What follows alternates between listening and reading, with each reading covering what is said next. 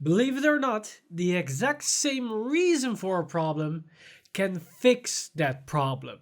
Let's discuss that today.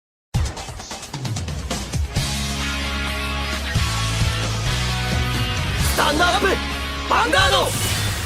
Hey Cardfighters, welcome back to yet another discussion. Last week we talked about the new grade 1s and grade 2 melody support cards and how they are quite underwhelming or underperforming for what they could do for the melody deck. You guys had some interesting stuff talking about that, and we're gonna go over that at the end of the video. Today I want to discuss a complete different subject, one that is actually covering the entirety of Vanguard, standard as well as premium, but mainly standard. Going first has always been a big problem for TCGs. It's always one of the main focus points to combat when designing a certain TCG and how you want to incorporate that in your game plan. And the reason why going first is such a fundamental problem for TCGs is the fact that the player that goes first has so much advantage over the player that's going second, just by the fact that they go first, as they can dictate the entire momentum of the game by just starting the game. They will naturally have a proactive stance. They will basically be on the offensive, and the player going second will always be a reactive, a defensive standpoint, and need to overtake the players first and then add some to make themselves be the proactive players. That is a tremendous amount of effort they need to put in just from the fact how they started the game. This is bestly seen in chess, as the player playing white has already a favorable position over the player playing black, as by just having white as your pieces, you have an average higher win percentage rate for absolutely doing nothing. That's the exact same thing in TCGs as well. And we have seen some interesting approaches to combat this going first issue, with Hearthstone giving the opponent a extra card that is an extra mana basically for free. And in Yu-Gi-Oh! Players that going first can now draw for their normal draw phase. And what's across the board in almost every main TCG is that the player going first cannot attack, as they will attack into an open board. The only game that I'm aware of that can attack on the first turn is Buddy Fight.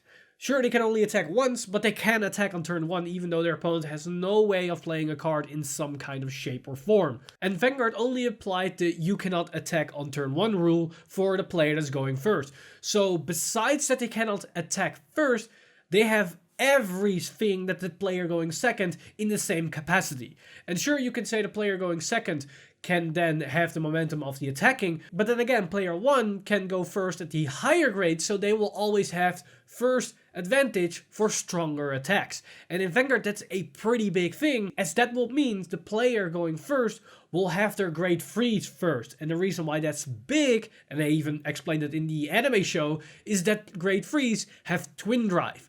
That's a big difference from grade 2 to grade 3, is that twin drive, as you will get that extra free card, but not only that, that's an extra potential power during your turn. That's an extra 10k, meaning if your opponent wants to defend correctly, or at least some with some value, they need to put down way more shield value than they would with the normal single drive. So the turn 1 player has some immense momentum just by the fact that they can have twin drive. Busho did combat it in other eras of the game, where they introduced Legion and Strides, where the player going second would basically has the first one using those powerful mechanics. They can go first Legion, as they are the one that's going second to do the grade 3, and they can go first one that be able to stride. That was a big shift in the whole player first, player 2 momentum, as going first to grade 3 was just a small part of the game, and also a small segment of the amount of power that's going to be generated throughout the match. So this at least gave some balance to going first and going second. But now with standard, things have taken a different approach, and a lot of people are talking about that now standard, at least this era of the game, has been more player going first, auto win playstyle.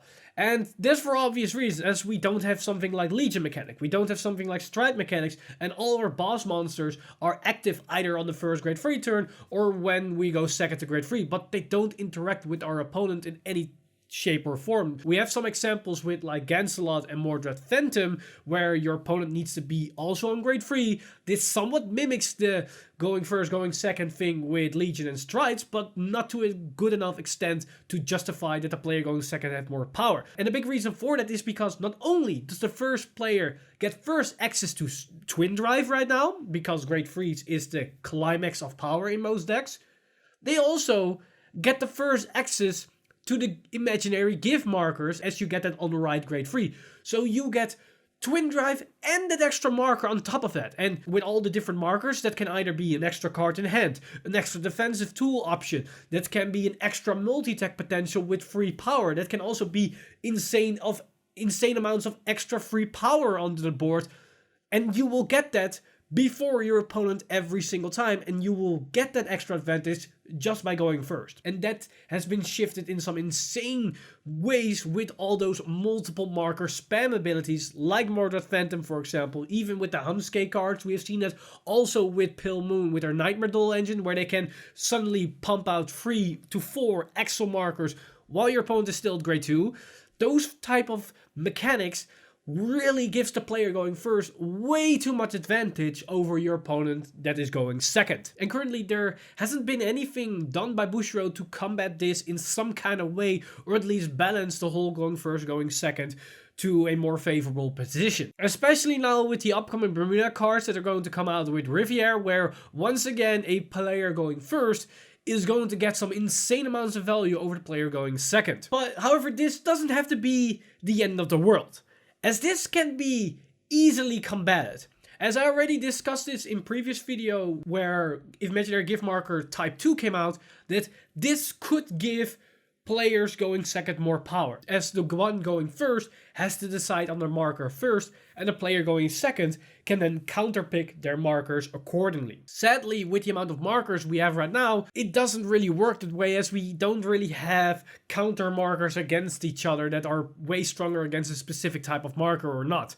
That doesn't exist right now. That could be something in the future when we get type 3 markers, as that's probably very likely that we're going to get maybe this year or the year after that, but I at least suspect that that's going to be a thing sooner or later. But what can also be the thing, because the marker mechanic works in such a way that all the main cards have the print on the card, and they can change the mechanic without actually having to reprint all their cards or errata them. The reason why I say that is because Bushiroad already done that. Because when the cards first came out, the first original grade 3s with the markers, they introduced us the normal marker system of Protect, Force, and Axel, with the normal Type 1, which we didn't know was Type 1 at the time. Then suddenly they came out with a marker Type 2, and then they just stated, well, the cards are exactly the same, they stay the same, but now that icon means something else. That icon now means, instead of gaining a Force, Axel, or Protect, now you can either choose one of the two, and then you stick to those choices for the entirety of the game. So that icon suddenly had an entire different meaning without actually reusing the cards or reprinting them and changing stuff. Bushiroad can do this more often. And with more often, I mean on a yearly basis. So we had this last year around May, this change. And they can do that again this year, and the year after that, and the year after that, or maybe have a break between certain years. And instead just introducing new types every single time they do this, they can change the rules around those markers. And those marker rules can also have some insane fundamental impacts of the mechanic of the game or the flow of the game. And this could be Vanguard's very own approach, or their version of master rules that they have in Yu-Gi-Oh!, where once every new season comes out, they change the master rules, which is the fundamental core of how the game is played, or how it is ruled with all types of summoning mechanics and all that kind of stuff. But in our case, what they can do is change the mechanic around the markers in such a way that they can balance the game from season to season or from year to year.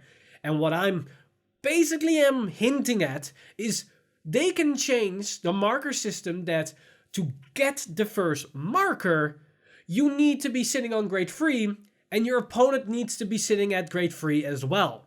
So the person that rides to grade 3 first will only have Twin Drive, will only have their normal Vanguard abilities, but will not gain the Imaginary Gift marker.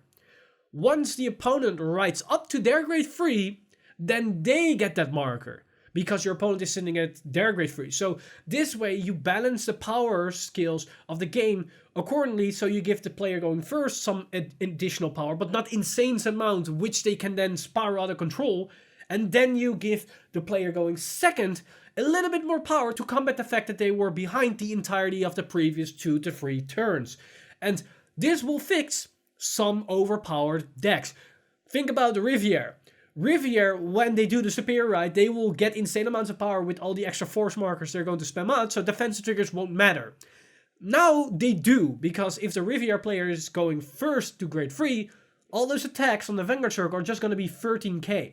So one defensive trigger will most likely stop a lot of those attacks, and the Riviere player has less incentive to keep going and probably stop the onslaught at that specific point. This way, Bushiroad has a lot more balancing options to their disposal, and they can change the marker system accordingly to balance new cards, older cards, specific archetypes, or specific decks.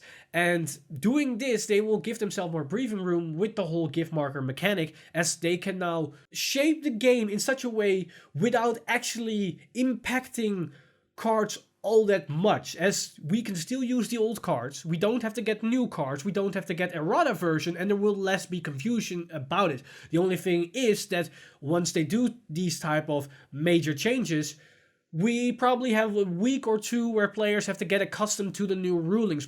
And I think that will also be a lot more appreciated by a lot of players in the community, to have a more balanced game for going first and going second, as nobody likes to be already at a winning position at going first by just winning the dice roll. But that's basically my take on what we could do with imaginary gift markers to a more interesting approach than just getting more types of gift markers. I still am for getting more types of gift markers, but maybe we should also incorporate some fundamental changes that are still sensible for players to understand, that doesn't really invade our current cards that we already have. Now to the segment where we discuss what happened last week. You guys really got some interesting things to talk about, the whole Melody grade 1s and the grade 2s.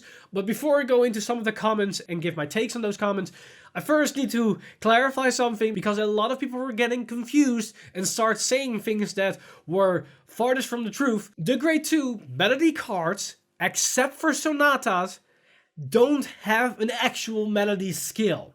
They have the Melody keyword printed as a separate skill on the card, so they can get abilities from the grade 3s, but Fina, Caro, Serena, those cards, those grade 2s, don't have an actual Melody skill, so that ability that's printed on the card, they will not share them with other grade 2s, grade 1s, and the grade 3 Melody units. Because I've seen a lot of people talking about how they could use the Fina grade 2 to give every unit more shield value, or the extra on hit ability with Serena. That's not the case here. It's only those grade 2s that will have that ability on themselves. They do have the Melody keyword, but that's just so they can get the other Melody effects from the grade 3s as well. So with that cleared out, let's take a look at the different comments. Now, Highwiggins made a good case where he wasn't really pleased about the grade 1s themselves, but the good grade 2s do have a place in certain builds. As he made a fair point where if you have the Sonata grade 2s on grade 2s, 1 or 2 copies, you will have a solid power base and you can ramp up damage pretty quickly on, as your opponent is going to guard your 20k units on a grade 2 turn, where your opponent is maybe 8k or 10k. And their power is somewhat similar as the grade 2 that some Melody builds are already running, the 15k grade 2 unit that gets the power when your opponent has less rear guards onto the field. Then having Sonata grade 2 makes also more sense, as that's also going to be a 15k unit, but can give her 5k to another Melody unit as well. So there are some scenarios where you can make a case where running the grade 2 Melodies units will have some usefulness for the current Melody build. So I can see that point, as well as there aren't really that useful grade 2s right now, and they can fill in certain spots with the other cards as well. Christopher Diaz was more a fan of the Caro grade 3 and the grade 2s in the Melody builds, which I can understand, as they allow you to get the most value of all your cards, as the grade 3 Caro can give you the boost ability and basically make your whole columns full power, as Sonata can only empower the front row if you build an entire grade 3 board. And then both the grade 3 and the grade 2 can get multiple copies onto the board, so you can fill your board more effectively, as Having the grade 2 Karo fetching out a Sonata grade 3 is pretty damn good, as your Sonata was going to give you a lot of power, but also getting that Karo onto the board gives you more use out of your units, as a Karo grade 3 is an 18k booster in the back row, and if you have the grade 2 with the grade 3, that's a 15k booster as well, so you will get more use out of your melody units thanks to the boost abilities, as most of your offensive come from grade 3s and grade 2s. So that's understandable. And also the fact that Lieselot is the most powerful grade 2 among them.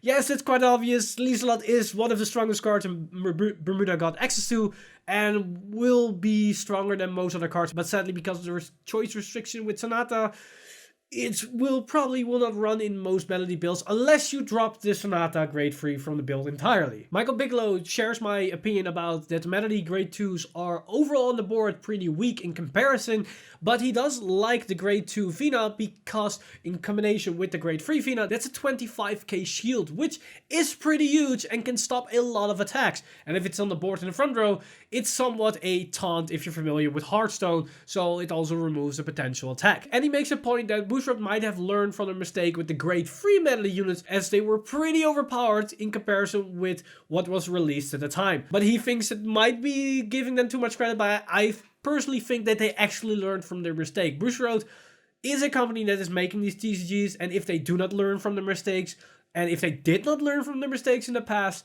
then we weren't been playing Vanguard right now at this time, as the game is pretty old in the common standards of how long a TCG usually tends to live. So I have to give credits where credit's due, as Vanguard is still around and Bushrod is doing a fine job at designing these cards for what is worth. And finally we have Xaris, and he made a solid point why the grade 2 melody units actually have some role to play in the current melody builds, as they all have their own value in what they can do. But the main reason why I'm not 100% convinced about this, or why I share this statement or this opinion, is because of the same things that have been said in the previous comments, is that we are currently playing them, or players are currently playing those specific grade 2 melody cards.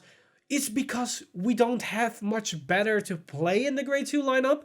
Lieselot is out of the picture because of the choice restriction, and besides that, we don't really have that strong grade 2s in Bermuda Triangle that helps the deck all that significantly, like we have in the grade 1 card pool that helps a lot with cycles, deck thinning, and just a lot of pluses. The grade 2s don't really have that, so there's immediately more incentive to run the grade 2 melody cards, but that doesn't mean that they are outright bad, but they aren't the best choices that we could have wished for, as there are plenty of room for improvement. But that's basically everything for this video. Let me know in the comments down below what you guys think about the incorporation of using the gift marker system with the whole balancing aspect of player going first and second, and giving the player going second basically the first gift of the game. Let me know all your thoughts and opinions about that change and that concept, and what you think can be improved on that, if you think it's a good idea, if it's a bad idea, and what you think should be done in that comparison if we are going to use the gift markers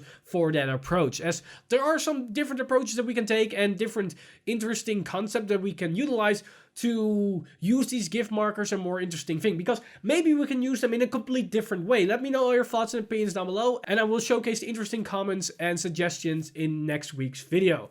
As always, I want to thank my Patreon supporters over at Patreon for making this video possible. You guys are amazing. If you do want to support the channel, then head over to patreon.com/VanguardInsider and become a Patreon today. But with that said, I'm Mr. Timeleaf, and I see you guys in the next one!